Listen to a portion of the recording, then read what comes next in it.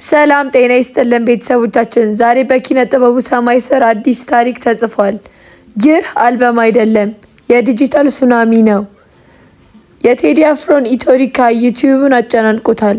በጥቂት ሰዓታት ውስጥ 8 ሚሊዮን እይታዎችን ያገኘው ይህ እንዴት ሊሆን ቻለ? ዝርዝር ትንታኔውን ይዘንላችሁ ቀርበናል።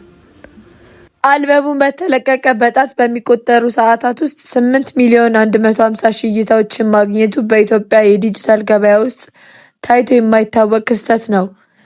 ይህ ቁጥር የሚያሳየው የደጋፊውን ብዛት ብቻ ሳይሆን የሕዝቡ አልበሙን ለመስማት የነበረው ከፍተኛ ጉጉት ነው። በ18ቱም ትራኮች ላይ የታየው ወጥ የሆነ እይታ ስርጭት የአድማሱን ነጠላ ዜማ ብቻ ሳይሆን ሙሉ የጥበብ ስራ ላይ ትኩረት ማድረጉን ያረጋግጣል። ኢትዮሪካ የሚለው ስም ራሱ የታሪክና የዜማ ቅንጅት አለው። ሂስትሪ ፕላስ ሊሪክስ ኤንድ ሜሎዲ የሚወክል ይመስላል። ቴዲ አፍሮ ሁልጊዜም እንደሚያደርገው ሙዚቃን የታሪክ ማህደርና የማንነት መገለጫ አድርጎ ተጠቅሞበታል።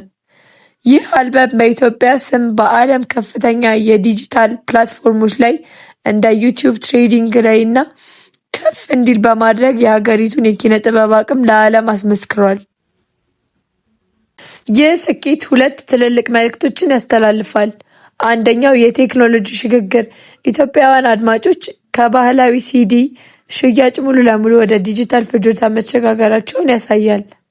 የታማኝነት ዋጋ ቴዲ አፍሮ ለዓመታት የገነባውን የጥበብና የስብዕና ደጋፊውን ያለምንም ማቅማማት በአንድ ጊዜ እንዲጎርፍ አድርጎታል። ኢትዮሪካ ገና ሲወለድ አንበሳ ሆኖ ወጥቷል። ይህ ቀን በታሪክ መዝገብ ላይ ኢትዮሪካዊው ቀን ተብሎ ይታወሳል። እናንተስ ከአልበሙ የትኛውን ዘፈን የበለጠ ተመቻችሁ? አስተያየታችሁን በኮሜንት ላይ አጋሩን። ሰብስክራይብ ማድረጋችሁን እንዳትረሱ።